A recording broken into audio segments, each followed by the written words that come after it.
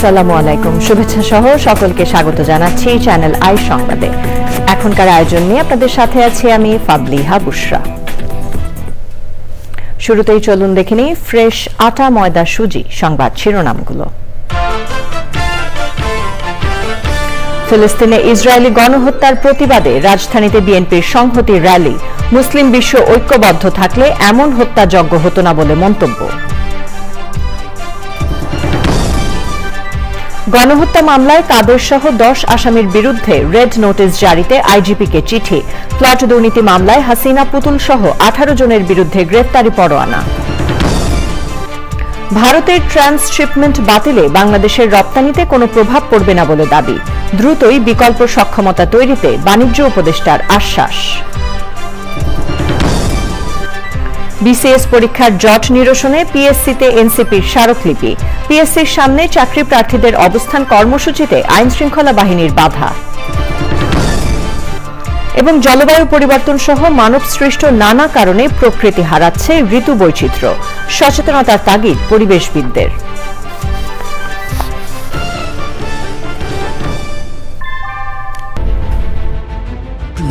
Inbuilt German technology, Bangladesh's first thermix rod, Salam Steel Thermax. সংবাদ শিরোনামগুলো জানাচ্ছিলাম। এখনকার সংবাদ আয়োজন একই সঙ্গে চ্যানেল আই এর ইউটিউব চ্যানেল এবং চ্যানেল আই এর ওটিটি প্ল্যাটফর্ম আই স্ক্রিনে লাইভ স্ট্রিম হচ্ছে। এবার জানাবো বিস্তারিত। অবিলম্বে ফিলিস্তিনে ইসরায়েলি গণহত্যা বন্ধের আহ্বান জানিয়েছে বিএনপি। ফিলিস্তিনে ইসরায়েলের গণহত্যার প্রতিবাদে রাজধানীতে সংহতি র্যালির আগে সমাবেশে তারা বলেছেন, মুসলিম বিশ্ব ঐক্যবদ্ধ থাকলে এমন হত্যাযজ্ঞ হতো না। মুসলিম ও গণতান্ত্রিক রাষ্ট্রকে এগিয়ে আসার আহ্বান জানিয়ে তারা বলেন, সব সময় এমন অত্যাচারের প্রতিবাদ জানাবে বিএনপি। রাহুল রায়ের রিপোর্ট। ফিলিস্তিনে ইসরায়েলি গণহত্যার প্রতিবাদে বিশ্বের বিভিন্ন দেশের মতো বাংলাদেশেও প্রতিবাদ বিক্ষোভ অব্যাহত রয়েছে। বিভিন্ন শ্রেণী পেশার মানুষের পাশাপাশি রাজনৈতিক দলগুলো নানা কর্মসূচি পালন করছে। ক্যাম্পাসে ছাত্রদলের মানববন্ধনের পর এবার রাজধানীতে প্রতিবাদ ও সংহতি শোভাযাত্রা করেছে বিএনপি। অঙ্গ ও সহযোগী সংগঠনের নেতাকর্মীরা অংশ নেন শোভাযাত্রায়। শোভাযাত্রার আগে সমাবেশে বক্তব্য রাখেন বিএনপির সিনিয়র নেতারা। মুসলিম বিশ্বের যেই সকল বড় দেশ নিজেদের রাজত্ব বাঁচানোর জন্য, নিজেরা বেঁচে থাকার জন্য আজকে নেতৃত্ব দিচ্ছে না, তাদের প্রতি আল্লাহ অভিশাপ নেমে পড়বে। যদি মুসলিম বিশ্ব ঐক্যবদ্ধ হতো তাহলে আজকে এই ইহুদিরা, এই ইসরায়েলিরা এই অত্যাচার করতে পারত। আমরা আশা করে বুঝছো যে এইটা তো জিয়ার দল ক্ষমতায় বলবো, এইটারে ঠেকাই পর আর জিনিস নিজের পক্ষে থাকবে।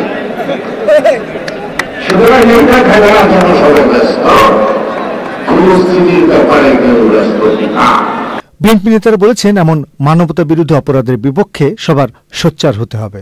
জাতিসংঘের কোন রেজলিউশনের তোয়াক্কা ইসরায়েলরা করে না, জাতিসংঘের কোন সিদ্ধান্তকে তারা কখনো মেনে নেয় নাই। কার্যকর ভূমিকা পালন করার জন্য আমরা সারা বিশ্বের গণতান্ত্রিক সমস্ত দেশের নেতৃবৃন্দকে সোচ্চার হওয়ার আহ্বান জানাই। আজকে ইসরায়েলের বিপক্ষে আপনাদের ভূমিকা যেহেতু প্রশ্নবিদ্ধ, মুসলিম বিশ্বের নেতৃত্ব দেওয়ার দাবি আপনারা করতে পারেন না। আমরা বাংলাদেশের যে অন্তর্বর্তীকালীন সরকার আছে, আমরা তাদের কাছে অনুরোধ করব এ বিষয়ে প্রয়োজনীয় উদ্যোগ নেওয়ার জন্য। আমাদের এই আন্দোলনে বিশৃঙ্খলা সৃষ্টির চেষ্টা করবে, তাদের যদি কেউ কোনো বিশৃঙ্খলার চেষ্টা করে, বুঝবেন তারা পতিত স্বৈরাচারের লোক, তারা ইসরায়েলের লোক, তারা ফিলিস্তিনিদের হত্যাকারীদের পক্ষের লোক। তাদেরকে প্রতিহত করবেন আপনারা, মারপিট না, থানায় পুলিশের কাছে তুলে দেবেন। নয়াপল্টনে বিএনপির কেন্দ্রীয় কার্যালয়ের সামনে থেকে শুরু করে কাকরাইল, শান্তিনগর, মগবাজার হয়ে কারওয়ান বাজারে শেষ হয় প্রতিবাদ ও সংহতি rally. Rahul Roy, Channel I, Dhaka. July August গণহত্যার ঘটনায় পলাতক আসামি সাবেক মন্ত্রী ওবায়দুল কাদের সহ 10 জনের বিরুদ্ধে রেড নোটিশ জারির জন্য আইজিপির কাছে চিঠি দেওয়া হয়েছে বলে জানিয়েছেন চিফ প্রসিকিউটর তাজুল ইসলাম। তদন্ত সংস্থা অপরাধীদের গ্রেফতার করা সহ কয়েকটি বিষয়ে ট্রাইব্যুনালের বিধি সংশোধন করে 1 সপ্তাহের মধ্যে প্রজ্ঞাপন জারি হবে বলেও জানান তিনি। আর পুলিশ সদস্যদের গ্রেফতার প্রসঙ্গে চিফ প্রসিকিউটর সাফ জানিয়ে দিয়েছেন, গণহত্যায় যুক্ত থাকাদের গ্রেফতার করা হবে। মাজহারুল হক মান্নার রিপোর্ট। মানবতাবিরোধী অপরাধের বিচারে আইন, তদন্ত ও বিচার প্রক্রিয়া নিয়ে মতবিনিময় অনুষ্ঠানের আয়োজন করে প্রসিকিউশন কার্যালয়। এতে বিদ্যমান আইনে কিভাবে জুলাই আগস্টের গণহত্যার বিচার করা হবে তা তুলে ধরা হয়। তারা জানান, এ পর্যন্ত 339টি অভিযোগ দাখিল করা হয়েছে। 22টি মামলায় 141 জনের বিরুদ্ধে গ্রেপ্তারি পরোয়ানা জারি করা হয়েছে।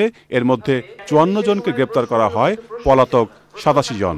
আসামিদের মধ্যে বেসামরিক 70 জন, পুলিশ সহ আইনশৃঙ্খলা বাহিনীর 62 জন ও সামরিক কর্মকর্তা রয়েছেন 9 জন। এই যে আইন অনুযায়ী আমাদের বিচার প্রক্রিয়াকে স্মুথ করার জন্য যে সমস্ত জায়গায় নেসেসারি অ্যামেন্ডমেন্ট দরকার সেগুলোকে একসাথে আইডেন্টিফাই করে রুলস অফ প্রসিডিওর অ্যামেন্ডমেন্ট হবে এবং ট্রাইব্যুনাল এটা ডিসিশন নেওয়ার পরে এটা প্রজ্ঞাপন আকারে প্রকাশ হলেই এটা আইনে পরিণত হবে। যারা মানবতা বিরোধী অপরাধের সাথে সম্পৃক্ত এবং আমাদের তদন্ত সংস্থা যাদের সম্পৃক্ততা পাবে, আইন অনুযায়ী তাদের গ্রেপ্তার করা হবে। এই ব্যাপারে অন্য কারো অনুমতির প্রয়োজন হবে না। এ সময় জুলাই আগস্ট গণহত্যায় 10 জনের বিরুদ্ধে রেড নোটিশ জারির জন্য দেওয়া চিঠি নিয়ে কথা বলেন chief prosecutor. Mister Obaidul Quader, mister Asaduzzaman Khan Kamal, AKM Mozammel Haque, Mohammad Hasan Mahmud, Jahangir Kabir Nanak, Sheikh Fazle Noor Taposh, Mohibul Hasan Chowdhury Naufel, Nasrul Hamid Bipu, Mohammad Ali Arafat এবং তারিক আহমেদ সিদ্দিকী। এই 10 জনের বিরুদ্ধে আমরা রেড নোটিশের জন্য সমস্ত ডকুমেন্ট তৈরি করে আমাদের অফিস থেকে ইন্সপেক্টর জেনারেল অফ পুলিশের অফিসে পাঠিয়েছি এবং তারা সেখান থেকে যথানিয়মে এটা ইন্টারপোলের কাছে পাঠাবে। চিফ প্রসিকিউটর জানিয়েছেন, জুলাই আগস্টের অভ্যুত্থানের শুধুমাত্র মাস্টারমাইন্ড ও সরাসরি অপরাধের সাথে জড়িতদের বিচার করা হবে। মাজহারুল হক মান্না, চ্যানেল আই, ঢাকা। রাজধানীর পূর্বাচলে 10 কাঠার প্লট জালিয়াতিতে দুদকের মামলায় শেখ হাসিনা ও তার মেয়ে সাইমা ওয়াজেদ পুতুল সহ 18 জনের বিরুদ্ধে গ্রেফতারি পরোয়ানা জারি করেছেন আদালত। দুদকের পাবলিক প্রসিকিউটর মীর আহমেদ সালাম জানিয়েছেন, ঢাকা মহানগর জ্যেষ্ঠ বিশেষ জজ মোহাম্মদ জাকির হোসেন গালিব মামলার অভিযোগপত্র গ্রহণ করে গ্রেফতারি পরোয়ানা জারি করেন। এ সংক্রান্ত প্রতিবেদন দাখিলের জন্য 4 মে দিন ধার্য করেছেন আদালত।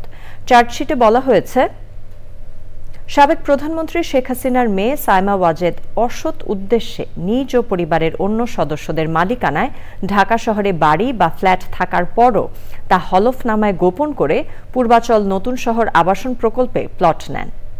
প্লট জালিয়াতির ঘটনায় 12 জানুয়ারি দুদকের সহকারী পরিচালক আফনান জান্নাত কেয়া বাদী হয়ে শেখ হাসিনা ও সাইমা ওয়াজেদ সহ 16 জনের বিরুদ্ধে মামলা করেন। সাবেক প্রধানমন্ত্রী শেখ হাসিনা এবং তার কন্যা সাইমা ওয়াজেদ সহ আরও মোট 16 জন, অর্থাৎ মোট 18 জনের বিরুদ্ধে পূর্বাচলে যে ডিপ্লোম্যাটিক জোনে যে তারা যে জায়গা প্লট বরাদ্দ নিয়েছিলেন রাজুকের বিধি বহির্ভূতভাবে, সেই মামলার চার্জশিট আজকে গ্রহণ করা হয়েছে বিজ্ঞ সিনিয়র স্পেশাল জজ আদালত কর্তৃক। এবং তিনি যেহেতু কোনো আসামি এখানে আজকে সারেন্ডার করেননি, প্রত্যেকের বিরুদ্ধে ওয়ারেন্ট জারি করা হয়েছে। প্রধান উপদেষ্টা ডক্টর মোহাম্মদ ইউনূসের সাথে সাক্ষাৎ করেছেন পাকিস্তানের এনগ্রো হোল্ডিংসের সিইও আব্দুল সামাদ দাউদ। বৃহস্পতিবার রাষ্ট্রীয় অতিথি ভবন যমুনায় বাংলাদেশে বিনিয়োগের সুযোগ নিয়ে আলোচনা করেন তারা। সাক্ষাৎকালে এনগ্রোর সিইও বাংলাদেশে টেলিযোগাযোগ ও জ্বালানি খাতে কোম্পানির উপস্থিতি সম্প্রসারণের ব্যাপারে জোরালো আগ্রহ প্রকাশ করেন। আগ্রহকে স্বাগত জানিয়ে প্রধান উপদেষ্টা মোহাম্মদ ইউনূস টেকসই এবং ভবিষ্যৎমুখী সহযোগিতার গুরুত্বের উপর জোর দেন। বাংলাদেশ বিনিয়োগ শীর্ষ সম্মেলনে যোগ দিতে আসা দাউদ বাংলাদেশ বিনিয়োগ উন্নয়ন কর্তৃপক্ষ বিডা আয়োজিত 4 দিনের সম্মেলনের প্রশংসা করেন। এ সময় প্রধান উপদেষ্টার আন্তর্জাতিক বিষয়ক বিশেষ দূত লুৎফে সিদ্দিকী, এসডিজি সমন্বয়কারী লামিয়া মোর্শেদ এবং প্রধান সচিব সিরাজউদ্দিন সাথী সে সময় উপস্থিত ছিলেন। প্রতিশ্রুতি নয়, ভবিষ্যতের বিনিয়োগের পাইপলাইন তৈরি ছিল এবারের বিনিয়োগ সম্মেলনের উদ্দেশ্য। সমাপনী সংবাদ সম্মেলনে একথা বলেছেন বিনিয়োগ উন্নয়ন কর্তৃপক্ষ বিডার কর্মকর্তারা। 4 দিনের আয়োজন থেকে কি পরিমাণ বিনিয়োগ পাওয়ার আশা করছে সরকার, এমন প্রশ্নের জবাবে তারা জানালেন, ঢাকায় সামিট চলাকালে চীনের হান্ডা ইন্ডাস্ট্রিজের $15 কোটি সমান প্রায় 2000 কোটি টাকা বিনিয়োগে সমঝোতা স্মারক সই হয়েছে। এছাড়া শপআপ নামের বাংলাদেশি প্রতিষ্ঠানের 110 মিলিয়ন বিনিয়োগ পাওয়ার সুখবরও স্বস্তি দিয়েছে আয়োজকদের। রিজভিন এভাজের রিপোর্ট। শেষ হলো 7 থেকে 10 এপ্রিল পর্যন্ত 4 দিনের বিনিয়োগ সম্মেলন। ফরচুন 500 নির্বাহী সহ হাজারের বেশি বিদেশি নিবন্ধন করেছিলেন ঢাকায় এ সম্মেলনে যোগ দিতে। তবে শেষ দিনে ব্রিফিংয়ে আয়োজক প্রতিষ্ঠান বিনিয়োগ উন্নয়ন কর্তৃপক্ষ বিডা জানিয়েছে 105 বিদেশি এসেছিলেন বাংলাদেশে।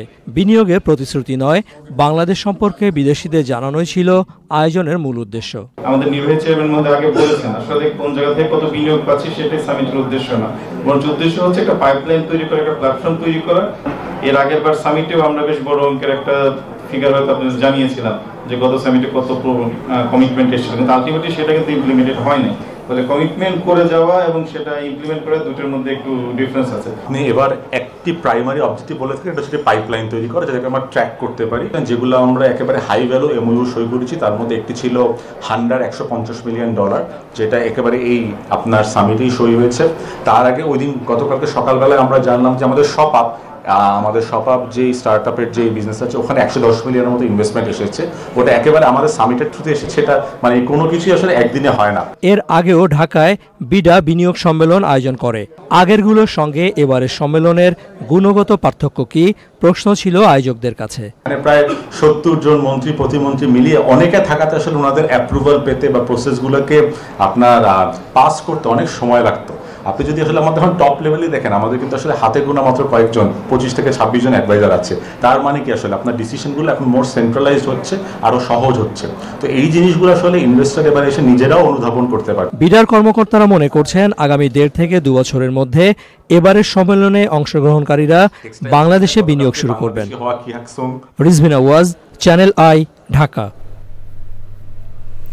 ভারতে ট্রান্সশিপমেন্ট বাতিলে বাংলাদেশের রপ্তানিতে কোনো প্রভাব পড়বে না বলে জানালেন বাণিজ্য উপদেষ্টা শেখ বশিরউদ্দিন। হঠাৎ করেই এই সুবিধা বাতিল করেছে ভারত। দ্রুতই এর বিকল্প সক্ষমতা তৈরি করা হবে বলে জানিয়েছেন বাণিজ্য উপদেষ্টা। যুক্তরাষ্ট্রের সাথেও দীর্ঘমেয়াদী বাণিজ্য সুবিধা পাওয়া নিয়ে দর কষাকষি হচ্ছে বলে জানান তিনি। রফিকুল বাশারের রিপোর্ট। ভারতের বিমানবন্দর ব্যবহার করে তৃতীয় দেশে বাংলাদেশের পণ্য রপ্তানির যে ব্যবস্থা ছিল তা প্রত্যাহার করেছে ভারত। ভারতের বিমানবন্দর ব্যবহার করে বছরে 40 থেকে 50 হাজার মেট্রিক টন পণ্য রপ্তানি করে বাংলাদেশ। সেই সুবিধা এখন আর থাকছে না। এই পরিস্থিতি মোকাবেলায় নিজস্ব সক্ষমতা বাড়ানো হবে বলে জানান বাণিজ্য উপদেষ্টা।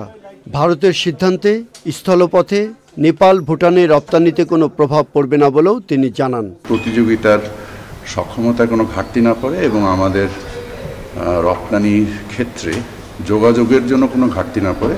আমাদের যে প্রতিবন্ধকতাগুলো আছে সেগুলো কিছু কাঠামোগত, কিছু খরচের দিক দিয়ে আমরা এই সকল জিনিসকে সমন্বয় করে আমাদের সক্ষমতা বৃদ্ধি করব এবং আমরা আশা করি ইনশাল্লাহ আমি এটাতে কোনো সমস্যা দেখছি না। ট্রান্সশিপমেন্ট তো রাস্তার যেটা যাচ্ছে সেখানে তো আমাদের কোনো সংকট তৈরি হয়, শুধু এটা এয়ারপোর্ট রিলেটেড একটা সংকট। যুক্তরাষ্ট্রের সাথে দ্বিপাক্ষিক বাণিজ্য নিয়েও পর্যালোচনা হচ্ছে। তাদের তো আকাঙ্ক্ষা তো শেষ হয়ে যায়নি। আকাঙ্ক্ষাগুলোকে আমরা আমাদের দ্বিপাক্ষিক বাণিজ্যের উপরে ভিত্তি করে আমরা কতটুকু করতে পারবো সেই সিদ্ধান্তগুলো আমরা বিশ্লেষণ করছি। যুক্তরাষ্ট্র সরকারের আরোপ করা বাড়তি শুল্ক 3 মাস স্থগিত করায় তা তাৎক্ষণিক সুরক্ষা দেবে, কিন্তু দীর্ঘমেয়াদে বাণিজ্য অব্যাহত রাখতে নানা পদক্ষেপ নেওয়া হবে বলেও জানান উপদেষ্টা। Rafiqul Bashar, channel I, Dhaka. সরকারি চাকরিতে প্রবেশের 4টি বিসিএস পরীক্ষার জট নিরসন এবং প্রতি বছরের মধ্যেই পরীক্ষা কার্যক্রম সম্পন্ন করার দাবিতে সরকারি কর্ম কমিশনে স্মারকলিপি দিয়েছে জাতীয় নাগরিক পার্টি এনসিপি। এছাড়াও পিএসসির কার্যক্রমে গতিশীলতা এবং পরীক্ষায় স্বচ্ছতা নিশ্চিত করতে প্রস্তাবনা দিয়েছে এনসিপি।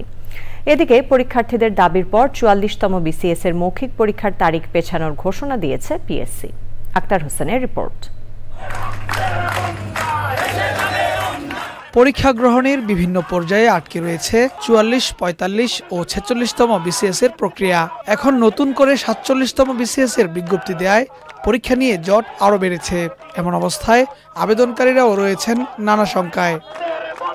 বৃহস্পতিবার বিকেলে ৪৬তম বিসিএস এর তারিখ পরিবর্তনের দাবি নিয়ে রাজধানীর আগারগাঁওয়ে পিএসসির সামনে অবস্থান কর্মসূচি পালনের সময় বাধা দেয় আইনশৃঙ্খলা বাহিনী। বিসিএস পরীক্ষার জট নিরসনে পিএসসিতে স্মারকলিপি দেয় জাতীয় নাগরিক পার্টি। চলতি বছরের মধ্যেই ৪৪, ৪৫ ও ৪৬তম বিসিএস এর প্রক্রিয়া সম্পন্ন করার কথা বলেন তারা।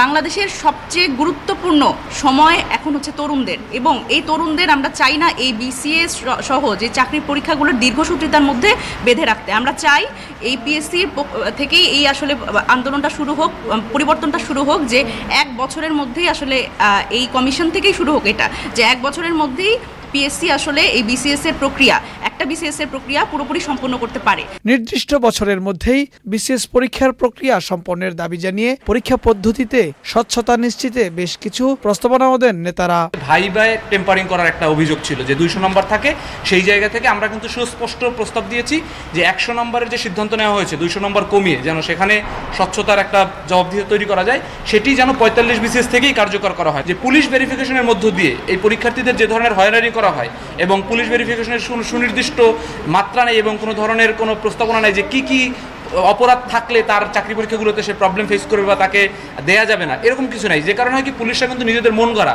টাকা দাবি করা থেকে পলিটিক্যাল প্রভাব এগুলো বিস্তার করতে পারে। পরীক্ষার্থীদের দাবির প্রেক্ষিতে ৪৪তম বিসিএস এর মৌখিক পরীক্ষা আবেদনকারীদের সুবিধাজনক সময়ে নেওয়ার ঘোষণা দিয়েছে পিএসসি। আক্তার হোসেন, চ্যানেল আই, ঢাকা।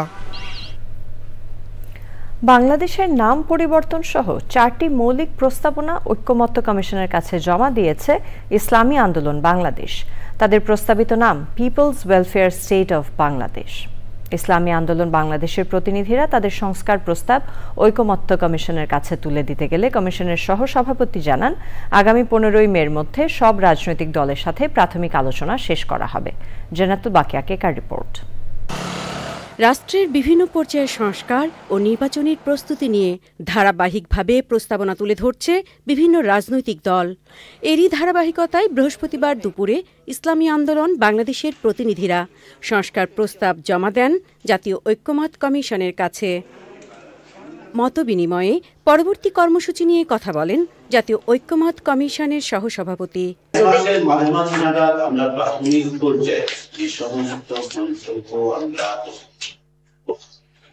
বিভিন্ন রাজনৈতিক দলগুলোর সাথে প্রাথমিক পর্যায়ে আলোচনাটা শেষ করতে চাই। আমাদের মেয়াদ জুলাই 15 তারিখ পর্যন্ত, 15ই মের মধ্যে আমরা প্রাথমিক যে আলোচনা সেই আলোচনাটা সমাপ্ত করতে দ্বিতীয় পর্যায়ে আলোচনাগুলো সংস্কার কমিশনের প্রস্তাবের মধ্যে ১৪৫টির সাথে একমত হয়েছে ইসলামী আন্দোলন বাংলাদেশ। বাংলাদেশের নামটা আমরা বলছি, বাংলাদেশটা বলছি people's welfare state of Bangladesh. একটা জনকল্যাণ রাষ্ট্র বা শুদ্ধাচার, জবাবদিহিতা, শরিয়া আইন, তারপর হলো পিয়ার পদ্ধতি। এই 4টা মৌলিক প্রস্তাব আমরা দিয়েছি। দখলবাজি হয়, টেন্ডারবাজি হয়, চাঁদাবাজি হচ্ছে, এগুলো বন্ধ হচ্ছে না। এগুলো কোনোদিন করতে পারবে না যদি শরিয়া আইন বাস্তবায়নে দেশে না হয়। সংস্কার প্রস্তাবের 26টিতে দ্বিমত পোষণ করে 41টি নতুন ও 4টি মৌলিক প্রস্তাব দিয়েছে ইসলামী আন্দোলন বাংলাদেশ। জান্নাতুল বাকিয়া কেকা, চ্যানেল আই, ঢাকা। প্রতি বছরের মতো এবারও অনুষ্ঠিত হচ্ছে ইস্পাহানি চ্যানেল আই সুরের ধারা বর্ষবরণ 1432। এবারের আয়োজনে সহযোগিতা করছে সংস্কৃতি বিষয়ক মন্ত্রণালয় এবং ঢাকা দক্ষিণ সিটি কর্পোরেশন। এই আয়োজনকে ঘিরে বৃহস্পতিবার হয়েছে দ্বিতীয় দিনের মহড়া। সুলতানা হিমুর রিপোর্ট। সুরতাল লয়ে বাংলা নতুন বছর বরণ করতে প্রস্তুত সুরের ধারা শিল্পীরা। প্রতি বছরের মতো এবারও হতে যাচ্ছে ইস্পাহানি চ্যানেল আই সুরের ধারা বর্ষবরণ 1432-এর আয়োজন, যেটি প্রথমবারের মতো হবে রবীন্দ্র সরোবরে। আয়োজকরা জানান 13 এপ্রিল সন্ধ্যা 6:30 থেকে রাত 9টা পর্যন্ত চৈত্র সংক্রান্তি 1431 উদযাপন করা হবে। 14 এপ্রিল সকাল 6টায় শুরু হবে বর্ষবরণের আয়োজন, চলবে সকাল 9টা পর্যন্ত। তাই তো ঝড় তুফানকে ছাপিয়ে দ্বিতীয় দিনের মহড়ায় অংশ নেন শিল্পীরা।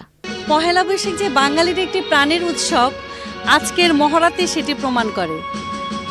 এই ঝড় বাদলের মধ্যে সবাই এসেছে, শিল্পীরা এসেছে, গান গাইছে, এটাই মহা আনন্দের। চৈত্র সংক্রান্তি ও বর্ষবরণ অনুষ্ঠানে সুরের ধারা শিল্পীদের পরিবেশনার পাশাপাশি ভিন্ন জাতিগোষ্ঠীর শিল্পীরাও সঙ্গীত পরিবেশন করবেন। সংস্কৃতি বিষয়ক মন্ত্রণালয় ও ঢাকা দক্ষিণ সিটি কর্পোরেশনের সহযোগিতায় এবারের আয়োজন সরাসরি সম্প্রচার করবে চ্যানেল আই।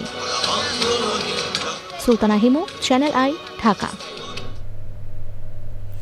ঋতুরাজ বসন্তের অপার্থিব সৌন্দর্যে সাজে বাংলার প্রকৃতি। পলাশ, শিমুল আর কৃষ্ণচূড়ার লাল রঙে রঙিন হয়ে ওঠে বৃক্ষরাজি। নবপত্র পল্লবে প্রকৃতি হয়ে ওঠে সবুজ শ্যামল। বসন্তকালে বিভিন্ন প্রজাতির পাখির ডাকেও মুখরিত হয়ে ওঠে বাংলার প্রকৃতি। তবে বসন্তের রূপ সৌন্দর্য মুগ্ধতা ছড়ালেও জলবায়ু পরিবর্তন আর বৃক্ষ নিধন সহ মানবসৃষ্ট নানা কারণে প্রকৃতি হারাচ্ছে ঋতু বৈচিত্র্য। বাংলার প্রাণ প্রকৃতি রক্ষায় সচেতনতার তাগিদ দিয়েছেন পরিবেশবিদরা। আফরোজা হাসির ডেস্ক রিপোর্ট। বসন্তের রূপময় নিঃসর্গে বাংলার প্রকৃতি যেন সহসা জেগে ওঠে। মাতাল হাওয়া আর পলাশ, শিমুল, মান্দার ও কৃষ্ণচূড়ার রক্তিম পরশে রঙিন হয়ে ওঠে গ্রাম, শহর, মাঠ প্রান্তর। নবপত্র পল্লবে শোভিত হয়ে ওঠে বনরাজি, ফুলের বাগান। মাধবী, চাঁপা, নাগেশ্বর, হিমঝুরি, অশোক, রক্তকাঞ্চন, মহুয়া, সোনালু, নীলমণিলতা, ভাটফুল ও অপরাজিতার নীল রঙের আবিরে মোহনীয় হয়ে ওঠে বাংলার প্রাণ প্রকৃতি। বাতাসে ভেসে বেড়ানো আমের মুকুল আর চাঁপা ফুলের ঘ্রাণে মাতোয়ারা হয়ে ওঠে মানুষের হৃদয়। ফুলে ফুলে উড়ে বেড়ায় বর্ণিল প্রজাপতি, মৌমাছি, ভ্রমর। কোকিলের কুহুতানে মুখরিত গ্রাম, মাঠ, প্রান্তর পেরিয়ে শহরের পথঘাট। নির্জন দুপুরে আপন সুরে গান ধরে পাপিয়া। গাছে গাছে ভিড় করে বুলবুলি, বসন্ত বৌরি, মৌটুসি, ফুলঝুরি, হরবোলা, শালিক, ময়না, সাহেলি, টিয়া কিংবা সুইচোরা সহ নানা প্রজাতির পাখি। বনভূমি ধ্বংস, নির্বিচারে গাছ কেটে ফেলার কারণে প্রকৃতি থেকে হারিয়ে যাচ্ছে অনেক ফুল ও উদ্ভিদ। এতে খাদ্য ও আবাসস্থল সংকটে পড়ছে পাখিসহ কীটপতঙ্গ। বাধাগ্রস্ত হচ্ছে উদ্ভিদের পরাগায়ন ও বংশবিস্তার। পরিবেশবিদরা বলছেন, বসন্তের ফুল ও পাখি সংরক্ষণে সচেতনতা জরুরি। বৈচিত্র্যময় এসব ফুল, পাখি প্রকৃতিতে টিকে থাকলে একদিকে যেমন প্রাকৃতিক ভারসাম্য বজায় থাকবে, অন্যদিকে প্রকৃতির মনোমুগ্ধকর বর্ণিল রূপ টিকে থাকবে সারা বছর জুড়ে। আফরোজা হাসি, প্রকৃতি ও জীবন ডেস্ক, চ্যানেল আই। জাতীয় রাজস্ব বোর্ডের চেয়ারম্যান মোহাম্মদ আব্দুর রহমান খান বলেছেন, ট্যাক্স নেটওয়ার্ক বড় করতে হবে, সেজন্য 5 বছর মেয়াদী একটি জরিপ প্রকল্প নেওয়া হয়েছে। চট্টগ্রামের আগ্রাবাদে ওয়ার্ল্ড ট্রেড সেন্টারের সম্মেলন কক্ষে প্রাক বাজেট আলোচনায় তিনি এসব কথা বলেন। চট্টগ্রাম চেম্বারের প্রশাসক মোহাম্মদ আনোয়ার পাশার সভাপতিত্বে এ সময় বক্তৃতা করেন মেট্রোপলিটন চেম্বার সভাপতি খলিলুর রহমান, উইমেন চেম্বার সভাপতি আবিদা মুস্তফা, চট্টগ্রাম চেম্বারের সাবেক সভাপতি সরওয়ার জামাল নিজাম ও অন্যরা।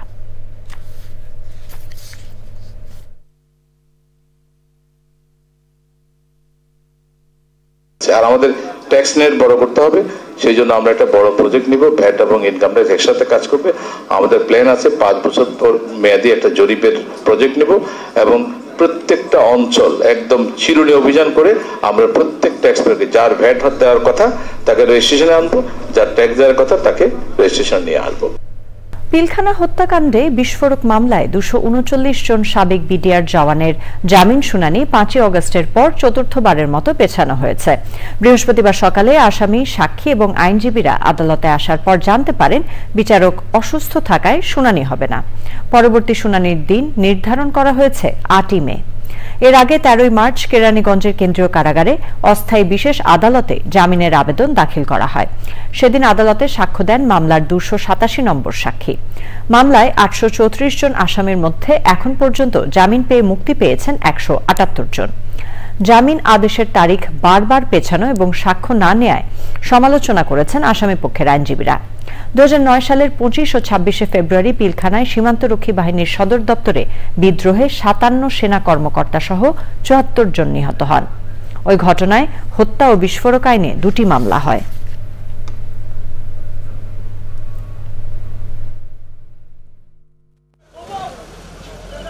যেহেতু উনি অসুস্থ হয়ে পড়েছেন, এটা কারো হাত নেই, সেহেতু আজকে তারিখটা হয়তো বা পিছিয়ে নেক্সট তারিখে আমরা এই মামলাটির সাক্ষ্য গ্রহণ এবং জামিনের বিষয়ে আমরা শুনানি করতে পারব। একটা প্রহসন করা হচ্ছে, সাক্ষী আসে, আসামি পক্ষের আইনজীবী আসে, রাষ্ট্রপক্ষের এতগুলো আইনজীবী আসে, আসার পরে হঠাৎ করে যদি বলা হয় আজকে কোর্ট হবে না, কেন হবে না? আজকে যদি বিচারক অসুস্থ থাকে তাহলে চার্জের কোর্ট আছে, উনি আসবেন, উনি এসে বিচার করবেন। আমরা মনে করি এনাফ ইজ এনাফ, অনেক কিছু হয়ে গেছে, এই কেসটি নিয়ে প্রহসন বন্ধ করতে হবে। গাজীপুর মহানগরীর টঙ্গী মাজার বস্তিতে র্যাবের অভিযানে ছিনতাই ও মাদক কারবার সহ নানা অপরাধে জড়িত থাকার অভিযোগে ৬ জনকে আটক করা হয়েছে। জব্দ করা হয়েছে বিভিন্ন ধরনের মাদকদ্রব্য, বিদেশি অস্ত্র এবং শটগানের ৪ রাউন্ড কার্তুজ। অভিযানে মাজার বস্তির মাদকের স্পটগুলো ভেঙে গুড়িয়ে দেয়া হয়েছে। মাদক সেবনরত অনেক অপরাধী অভিযানের খবর পেয়ে সুড়ঙ্গ দিয়ে কৌশলে পালিয়ে যায়।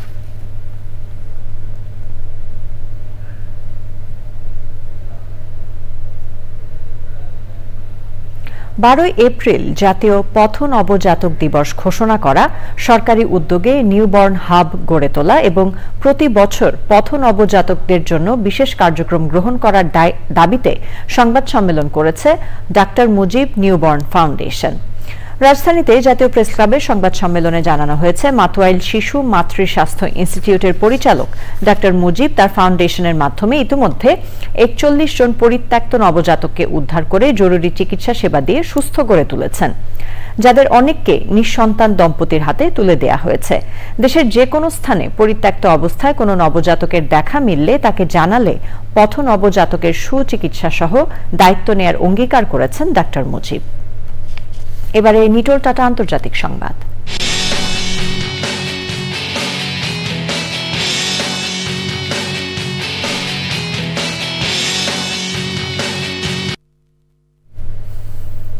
যুদ্ধবিরতি চুক্তি লঙ্ঘন করে গাজার শেজাইয়া এলাকায় আবাসিক ভবনে বিমান হামলা চালিয়ে নারী ও শিশুসহ আরও অন্তত ৩৫ জনকে হত্যা করেছে ইসরায়েল।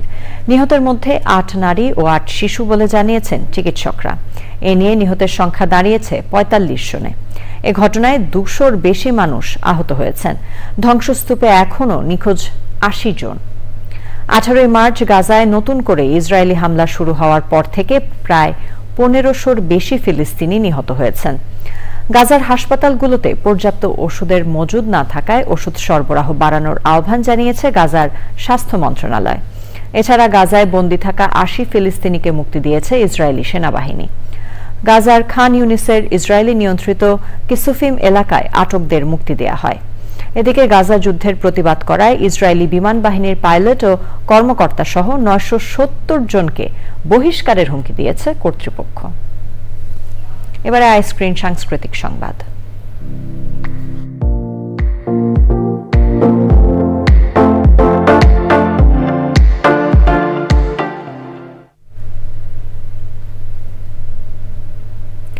কচি কাঁচার মেলার শিশু কিশোর, সংগঠক, অভিভাবক, শুভানুধ্যায়ী মিলে গত ১ বছর ধরে উদযাপন করছেন কচি কাঁচার মেলার প্রতিষ্ঠাতা, পরিচালক, শিশু সাহিত্যিক ও সাংবাদিক রোকনুজ্জামান খান দাদা ভাইয়ের জন্মশতবর্ষ।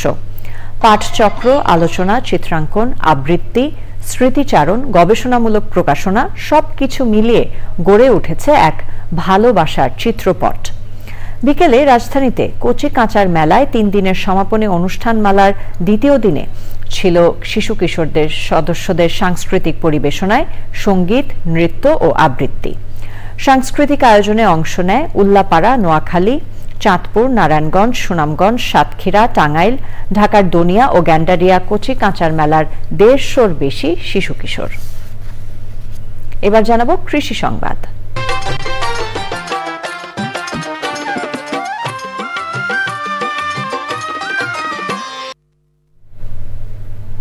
নেত্রকোনার হাওড়াঞ্চলে পতিত জমিতে শুরু হয়েছে মিষ্টি কুমড়া সহ নানা জাতের রবি ফসলের আবাদ। আবহাওয়া অনুকূলে থাকায় ফলনও ভালো হয়েছে। মিষ্টি কুমড়া উৎপাদন হয়েছে হেক্টর প্রতি ৩৫ মেট্রিক টন।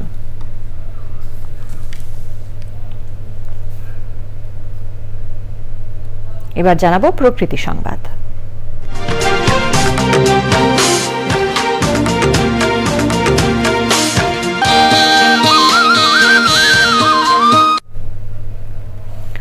শরীয়তপুর জেলা শহরে উল্লেখযোগ্য হারে বেড়েছে ব্যাটারি চালিত অটোবাইকের সংখ্যা।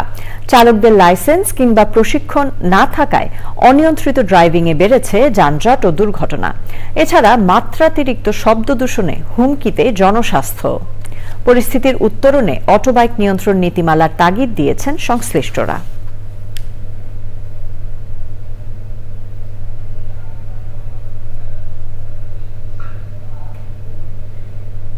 ঢাকা ব্যাংক পিএলসি বাণিজ্য সংবাদ।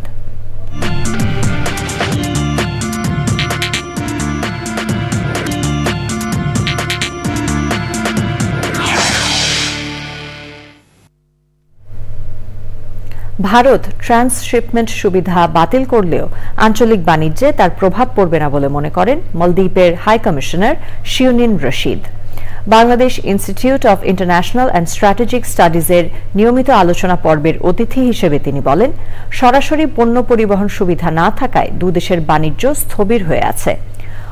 অতিথির বক্তৃতায় প্রবাসী কল্যাণ মন্ত্রণালয়ের সচিব নিয়ামতুল্লাহ ভূঁইয়া দ্বিপাক্ষিক বাণিজ্য ও সহযোগিতার সম্পর্ক শক্তিশালী করার তাগিদ দেন। পরে হাই কমিশনার সাংবাদিকদের প্রশ্নের উত্তর দেন। So I don't think there's much impact to the Maldives. The Maldives, we have very good relations with India, and I'm sure even Bangladesh has long-standing relations with India. I don't think this small specific business. Dhaka উত্তর city কর্পোরেশনের অঞ্চল ৩ এলাকার নাগরিক সমস্যা সমাধানে স্থানীয় বাসিন্দাদের নিয়ে গণশুনানি হয়েছে।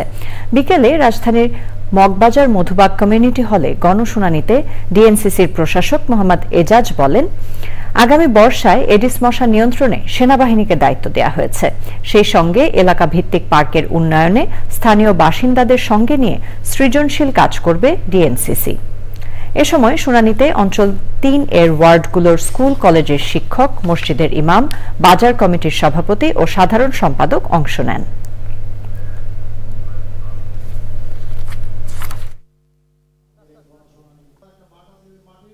এই অঞ্চলে জলাবদ্ধতা আগামীবার আমরা আশা করছি হবে না। প্রতিটি ওয়ার্ডে যার যার জায়গায় যে দখলকৃত জায়গাগুলো আছে সেগুলো লিস্ট আমাদেরকে দিয়ে দিলে আমরা উদ্ধারও করব, সবাই যেন এটা থেকে বেনিফিট পায় সেটা আমরা লক্ষ্য করব। যেই জায়গাটা পার্ক বর্তমানে আছে, বসার জায়গা নাই, কোথাও ওয়াকওয়ে করতে হবে, কোথাও বড় জায়গা, যেরকম এটা অনেক বড় জায়গা, কিন্তু এখানে যখন খেলতে নামে তখন নওজওয়ানরা যখন খেলতে নামে বড়রা, ছোটদের খেলার জায়গা নাই। ছোটদেরকে বলা হয় তোমরা পরে খেলো, শুধু মাঠ করে দিয়ে বললাম যে আমি মাঠ করে ফেলেছি, কিন্তু মাঠটা তো আমার বাচ্চার জন্য প্রথমে, তারপরে আমার জন্য। তো সুতরাং এই ডিজাইনিংগুলো কত ক্রিয়েটিভলি করা যায়, আপনাদের সাথে আমাদের এই টিমগুলো বসবে। গাজায় ইসরায়েলি বাহিনীর বর্বরোচিত হামলা ও ব্যাপক হত্যাযজ্ঞের প্রতিবাদে চট্টগ্রামে সমাবেশ ও সংহতির র্যালি করেছে চট্টগ্রাম মহানগর উত্তর ও দক্ষিণ জেলা বিএনপি। জমিয়তুল ফালাহ জাতীয় মসজিদের সামনের মহানগর বিএনপির আহ্বায়ক এরশাদ উল্লাহর সভাপতিত্বে এবং সদস্য সচিব নাজিমুর রহমানের সঞ্চালনায় সমাবেশে বক্তৃতা করেন বিএনপি চেয়ারপারসনের উপদেষ্টা গোলাম আকবর খন্দকার, চট্টগ্রাম সিটি কর্পোরেশনের মেয়র ডা শাহাদাত হোসেন, কেন্দ্রীয় সহ সাংগঠনিক সম্পাদক ব্যারিস্টার মীর হেলাল উদ্দিন, দক্ষিণ জেলা বিএনপির আহ্বায়ক ইদ্রিস মিয়া, উত্তর জেলা বিএনপির আহ্বায়ক এম এ হালিম এবং অন্যরা। পরে র্যালিটি শহরের বিভিন্ন সড়ক প্রদক্ষিণ করে। ওয়ার্ল্ড কাউন্সিল অফ চার্চেস এর secretary general reverend professor doctor Jerry পিল্লাইয়ের বাংলাদেশে আগমন উপলক্ষে আন্তঃধর্মীয় সুধী সমাবেশের আয়োজন করা হয়, যার উদ্দেশ্য ছিল আন্তঃধর্মীয় সম্প্রীতিকে উৎসাহিত করে ধর্মীয় ন্যায্যতা ও শান্তি প্রতিষ্ঠার উদ্যোগকে এগিয়ে নেয়া। প্রধান অতিথি ছিলেন ধর্ম উপদেষ্টা ডক্টর আ.ফ.ম. খালিদ হোসেন। অনুষ্ঠানে বক্তারা ফিলিস্তিনে ইসরায়েলি বর্বরতার বিরুদ্ধে নিন্দা জ্ঞাপন করেন এবং বিশ্বে শান্তি প্রতিষ্ঠায় সবাইকে এক হওয়ার আহ্বান জানান।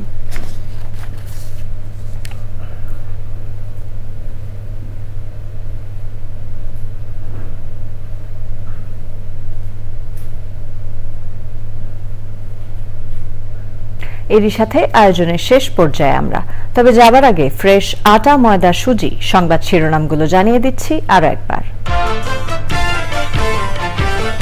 ফিলিস্তিনে ইসরায়েলি গণহত্যার প্রতিবাদে রাজধানীতে বিএনপির সংহতি র্যালি। মুসলিম বিশ্ব ঐক্যবদ্ধ থাকলে এমন হত্যাযজ্ঞ হতো না বলে মন্তব্য। গণহত্যা মামলায় কাদের সহ 10 আসামির বিরুদ্ধে রেড নোটিশ জারিতে আইজিপিকে চিঠি। প্লট দুর্নীতি মামলায় হাসিনা পুতুল সহ 18 জনের বিরুদ্ধে গ্রেফতারি পরোয়ানা। ভারতের ট্রান্সশিপমেন্ট বাতিলে বাংলাদেশের রপ্তানিতে কোনো প্রভাব পড়বে না বলে দাবি। দ্রুতই বিকল্প সক্ষমতা তৈরিতে বাণিজ্য উপদেষ্টার আশ্বাস। বিসিএস পরীক্ষার জট নিরসনে পিএসসিতে এনসিপির স্মারকলিপি। পিএসসির সামনে চাকরি প্রার্থীদের অবস্থান কর্মসূচিতে আইন শৃঙ্খলা বাহিনীর বাধা।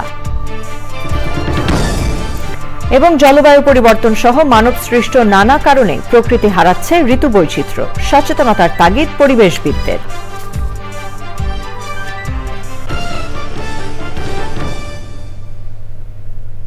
চ্যানেল আই এর সর্বশেষ সংবাদ জানতে ভিজিট করুন channelionline.com এ। যুক্ত থাকুন আমাদের সোশ্যাল মিডিয়া প্ল্যাটফর্মগুলোর সাথে। চ্যানেল আই সংবাদের এখনকার আয়োজন এ পর্যন্তই। এতক্ষণ আমাদের সাথে থাকার জন্য ধন্যবাদ সবাইকে।